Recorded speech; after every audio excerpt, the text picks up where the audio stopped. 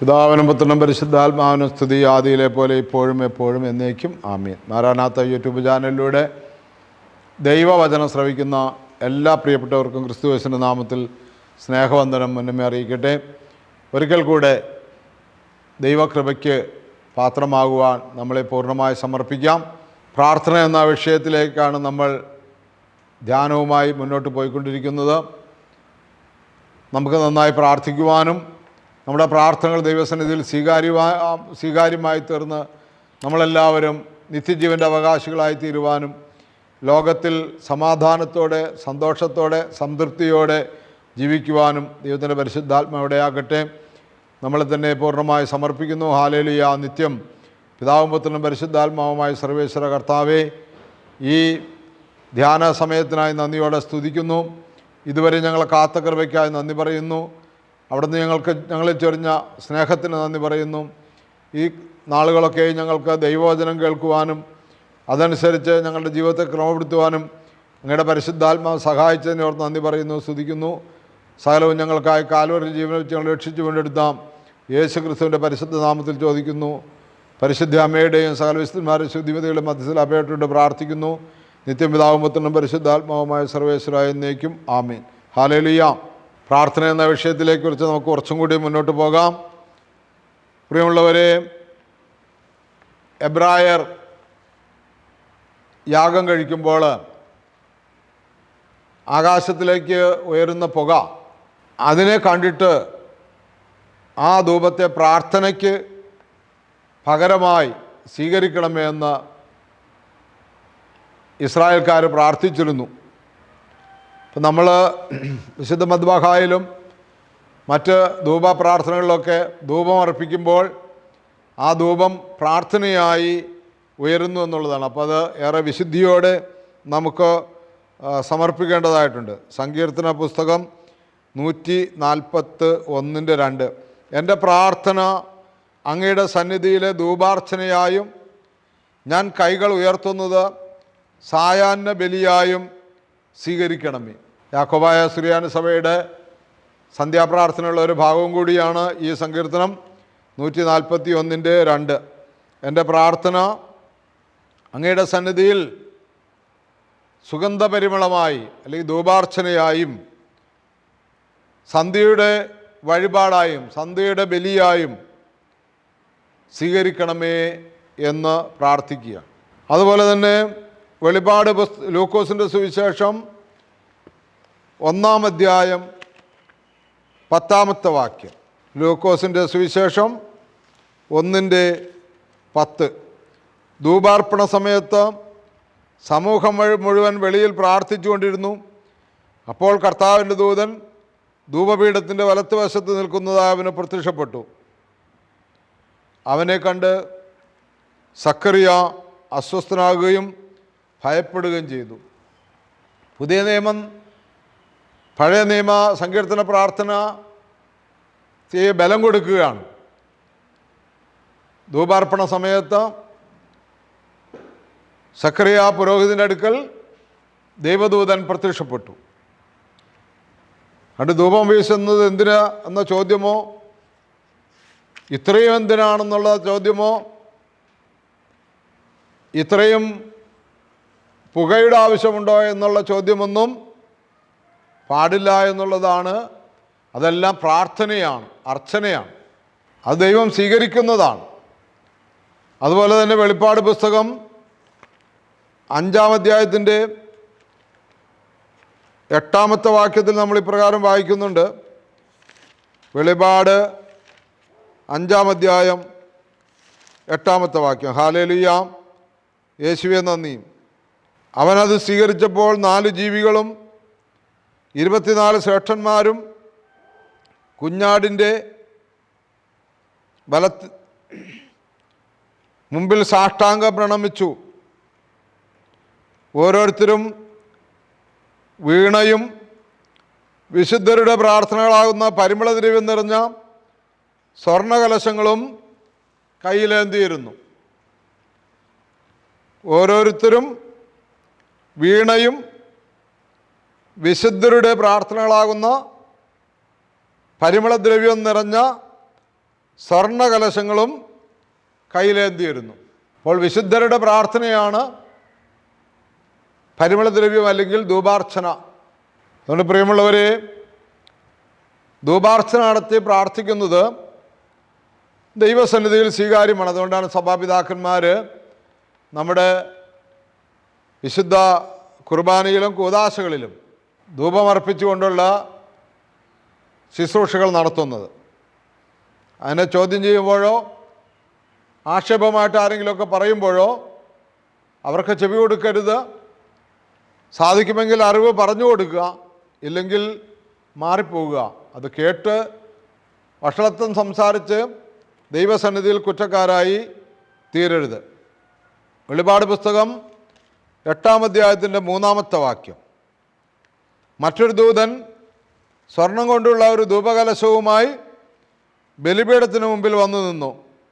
സിംഹാസനത്തിന് മുമ്പിലുള്ള ബലിപീഠത്തിന്മേൽ എല്ലാ വിശുദ്ധരുടെയും പ്രാർത്ഥനയോടൊപ്പം അർപ്പിക്കാനായി ധാരാളം പരിമളദ്രവ്യം അവന് നൽകപ്പെട്ടു. ദൂതൻ്റെ കയ്യിൽ നിന്ന് പരിമളദ്രവ്യങ്ങളുടെ ധൂപം വിശുദ്ധരുടെ പ്രാർത്ഥനകളോടൊപ്പം ദൈവസന്നിധിയിലേക്ക് ഉയർന്നു. ദൂതൻ്റെ കയ്യിൽ നിന്ന് പരിമളദ്രവ്യങ്ങളുടെ ധൂപം വിശുദ്ധരുടെ പ്രാർത്ഥനകളോടൊപ്പം ദൈവസന്നിധിയിലേക്ക് ഉയർന്നു. അപ്പോൾ ധൂപം വീശുന്നത് പ്രിയമുള്ളവരെ പ്രാർത്ഥനയാണ്. ഹല്ലേലൂയ, ദൈവമേ നന്ദി. അതുപോലെ തന്നെ പ്രിയമുള്ളവരെ, ഉപവാസത്തോടുകൂടി ചില പ്രത്യേക കാര്യങ്ങൾക്കായിട്ടോ സാഹചര്യങ്ങളിലോ എബ്രായരും പ്രാർത്ഥിച്ചിരുന്നു. നമ്മൾ ക്രിസ്ത്യാനികളും അത് ചെയ്യാറുണ്ട്. പഴയ നിയമ പുസ്തകത്തിൽ നെഹമ്യായുടെ പുസ്തകം 1-ാം അധ്യായത്തിൻ്റെ 4-ാമത്തെ വാക്യത്തിൽ നമ്മൾ ഇപ്രകാരം വായിക്കുന്നുണ്ട്. നെഹമ്യായുടെ പുസ്തകം 1-ാം അധ്യായം 4-ാമത്തെ വാക്യത്തിലും പിന്നീട് സങ്കീർത്തന പുസ്തകം 33-ൻ്റെ 35-ൻ്റെ 13-ലൊക്കെ നമ്മൾ വായിക്കുന്നുണ്ട്. നമുക്ക് നെഹമ്യ 1-ൻ്റെ 4 നോക്കി മുമ്പോട്ട് പോകാം. ഹല്ലേലൂയ, ദൈവമേ സ്തോത്രം, യേശുവേ നന്ദി. നെഹമ്യായുടെ പുസ്തകം 1-ാം അധ്യായം 4-ാമത്തെ വാക്യം. ഇത് കേട്ട് ഞാൻ നിലത്തിരുന്നു ദിവസങ്ങളോളം നിലത്തിരുന്ന് കരഞ്ഞു, ദിവസങ്ങളോളം വിലപിക്കുകയും ഉപവസിക്കുകയും ചെയ്തു. സ്വർഗസ്ഥനായ ദൈവത്തിൻ്റെ സന്നിധിയിൽ ഞാൻ പ്രാർത്ഥിച്ചു. ഉപവാസമെടുത്ത് ദിവസങ്ങളോളം നെഹമ്യ പ്രാർത്ഥിച്ചു. പ്രാർത്ഥനയുടെ മറ്റൊരു തലമാണത്, ഉപവാസത്തോടു കൂടിയുള്ള പ്രാർത്ഥന. ഉപവാസ പ്രാർത്ഥനയൊക്കെ ഉണ്ട് എന്ന് കേൾക്കുമ്പോഴൊന്നും അതിനെ ആക്ഷേപിക്കാനൊന്നും പാടില്ല. നമുക്ക് ദൈവാനുഗ്രഹവും ദൈവത്തോട് ചേർന്നുള്ള ജീവിതവും വേണമെങ്കിൽ സ്വസ്ഥതയോടും സമാധാനത്തോടും കൂടി ഈ ഭൂമിയിൽ ജീവിച്ച് സമാധാനത്തോടെ മരിച്ച് കർത്താവിനോടുകൂടെ നിത്യമായി വസിക്കണമെങ്കിൽ ഈ പറയുന്ന പ്രാർത്ഥനാ രീതികളൊക്കെ നമ്മൾ സ്വീകരിച്ചേ പറ്റൂ. നമ്മൾ ആ പ്രാർത്ഥനയോട് കൂടിയാണ് ദൈവസന്നിധിയിലേക്ക് പോകുന്നത്. എന്താണ് കേട്ടത്? നെഹമ്യ, ജെറുസലേമിൻ്റെ മതിലുകളെല്ലാം തകർന്നു, കവാടങ്ങളെല്ലാം അഗ്നിയിറക്കിയ ഇരയായി. ജെറുസലേം അന്യജാതിക്കാരാൽ ആക്രമിക്കപ്പെട്ടിരിക്കുകയാണ്. ദൈവത്തിൻ്റെ സ്വന്തം ആലയമാണ്, ദൈവത്തിൻ്റെ സ്വന്തം ഭവനമാണ് ജെറുസലേം. ഇസ്രായേലിൻ്റെ പാപങ്ങൾ കൊണ്ട്, ദൈവജനത്തിൻ്റെ കുറവുകളും കുറ്റങ്ങളും കാരണം അവരുടെ ആരാധനാ സ്ഥലം തകർക്കപ്പെട്ടു. അപ്പോൾ നെഹമ്യ എന്ന് പറയുന്ന ഒരു മനുഷ്യൻ ഉപവാസത്തോടും കരച്ചിലോടും നിലത്തിരുന്നു കൊണ്ട് ദിവസങ്ങളോളം പ്രാർത്ഥിക്കുകയാണ്. അതുപോലെ തന്നെ പ്രിയമുള്ളവരെ, സങ്കീർത്തനം 35-ൻ്റെ 13, സങ്കീർത്തന പുസ്തകം 35-ാം അധ്യായത്തിൻ്റെ 13-ാമത്തെ വാക്യം. എന്താണ് അവിടെ എഴുതിയിരിക്കുന്നത് നമുക്ക് നോക്കാം. സങ്കീർത്തനം 35-ൻ്റെ 13. എന്നാൽ അവർ രോഗികളായിരുന്നപ്പോൾ ഞാൻ ചാക്കൊടുത്ത് ഉപവസിച്ച് ആത്മപീഡനമേറ്റു. എന്നാൽ അവർ രോഗികളായിരുന്നപ്പോൾ ഞാൻ ചാക്കൊടുത്ത് ഉപവസിച്ച് ആത്മപീഡനമേറ്റു, ശിരസ് നമിച്ച് ഞാൻ പ്രാർത്ഥിച്ചു. ഹല്ലേലൂയ. ഞാൻ ചാക്കൊടുത്ത് ഉപവസിച്ച്, ചാക്കൊടുക്കുന്ന ആളുകൾ ഇന്നുമുണ്ട്. ചില സന്യാസ പ്രസ്ഥാനങ്ങളിലൊക്കെ ഞാൻ കണ്ടിട്ടുണ്ട് ചാക്ക് വസ്ത്രം ധരിച്ചിരിക്കുന്നവരെ. ഏത് ചൂടുകാലത്തും വലിയ പഞ്ചസാര, നമ്മുടെ നാട്ടിൽ പറയുന്ന പോലെ വലിയ പഞ്ചസാര ചാക്കൊക്കെ തുന്നി ചാക്ക് വസ്ത്രം ധരിച്ച് ലോഹ പോലെ ഇട്ട് പ്രാർത്ഥിക്കുന്ന സന്യാസികളെ ഞാൻ കണ്ടിട്ടുണ്ട്.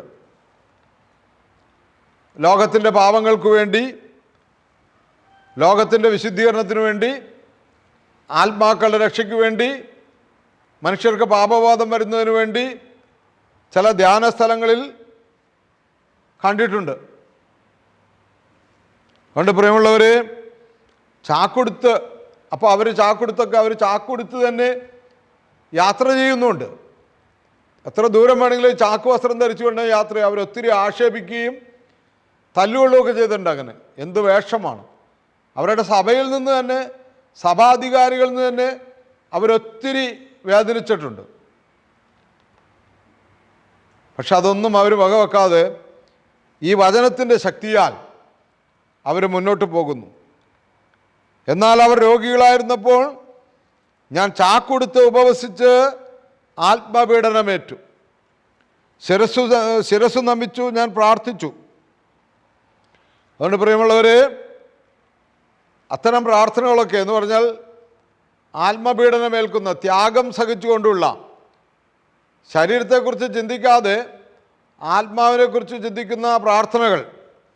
യോഹന്നാൻ 6:63 യേശു പറയുന്നു, ശരീരം ഒന്നിനും ഉപകരിക്കുന്നില്ല, ആത്മാവാണ് ജീവിപ്പിക്കുന്നത്.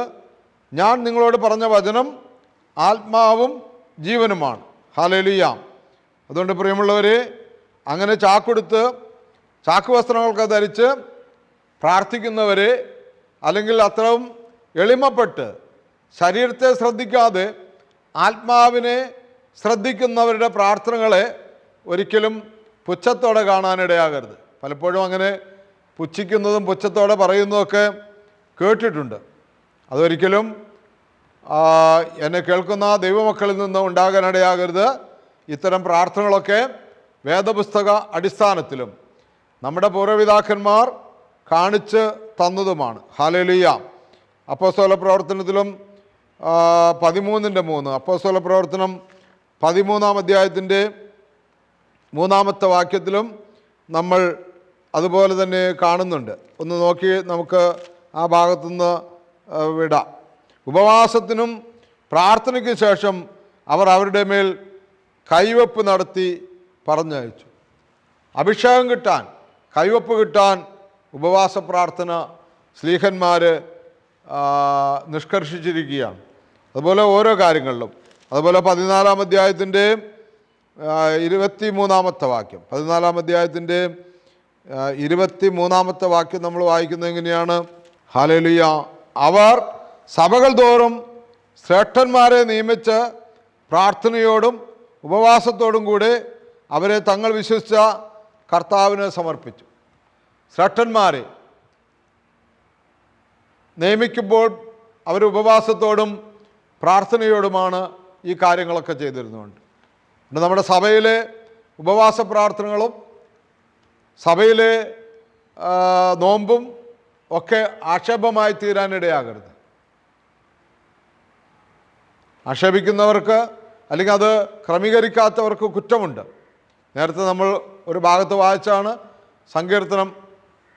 പുറപ്പാട് 34-ൽ ഞങ്ങൾ ദുശാഠ്യക്കാരാണെങ്കിലും ഞങ്ങളോട് കരുണ തോന്നണമേ എന്ന് പറഞ്ഞുകൊണ്ട് മോശ സാഷ്ടാംഗം പ്രണമിച്ചത് നമ്മൾ കേട്ടതാണ്. നമുക്ക് നമ്മൾ തന്നെ പൂർണ്ണമായി സമർപ്പിക്കാം. നിത്യനും വാഴ്ത്തപ്പെട്ടവനുമായ കർത്താവേ, ഞങ്ങൾ അങ്ങയെ സ്തുതിക്കുന്നു, ആരാധിക്കുന്നു, നന്ദി പറയുന്നു. ഉപവാസത്തോടും പ്രാർത്ഥനയോടും ചാക്കൊടുത്തും എളിമപ്പെട്ടും കർത്താവെ തിരുസന്നിധിയിലായിരിക്കുവാൻ ഞങ്ങൾക്ക് കൃപ നൽകണമേ. ജഡത്തിൻ്റെ സുഖങ്ങളെ വിട്ട് ആത്മാവിന് സ്വസ്ഥത ലഭിക്കുന്ന രീതിയിലുള്ള വിലയേറിയ പ്രാർത്ഥനകളാണ് ഈ പ്രാർത്ഥനകളൊക്കെ എന്ന് ഞങ്ങൾ വേദപുസ്തക അടിസ്ഥാനത്തിൽ ഞങ്ങളുടെ പിതാക്കന്മാർ ഞങ്ങൾക്ക് സഭയിൽ കാണിച്ചു തന്ന ഈ വിശുദ്ധ പ്രാർത്ഥനകൾ കർത്താവെ ഏറെ അനുഗ്രഹമുള്ളതാണെന്നും ഏറെ ധൂപപ്രാർത്ഥനകളും ഒപ്പം തന്നെ ഉപവാസ പ്രാർത്ഥനകളെല്ലാം ഞങ്ങളുടെ ആത്മീയ ജീവിതത്തിനും ഭൗതിക ജീവിതത്തിനും ഏറെ അനുഗ്രഹമുള്ളതാണെന്ന് ഞങ്ങൾ തിരിച്ചറിയുന്നു. ഈ വിഷയത്തിലൊക്കെയും ഞങ്ങൾക്ക് തെറ്റുപറ്റിയിട്ടുണ്ടെങ്കിൽ കർത്താവെ ഞങ്ങൾ മാപ്പ് ചോദിക്കുന്നു.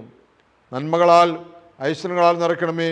നിത്യം പിതാവും പുത്രനും പരിശുദ്ധാത്മാവുമായ സർവേശ്വര എന്നേക്കും ആമേൻ. ഹല്ലേലൂയ. പ്രിയമുള്ളവരെ, ഇത് അനേകരിലേക്ക് പകരുവാൻ, അനേകർക്കത് കേട്ട് നല്ല ജീവിതം നയിക്കുവാൻ നിങ്ങൾ ഈ ശുശ്രൂഷയുടെ പ്രേക്ഷിതരായി തീരണമെന്ന് ഓർപ്പിക്കുന്നു. ദൈവ തിരുനാമം മാത്രം മഹത്വപ്പെടുമാറാകട്ടെ.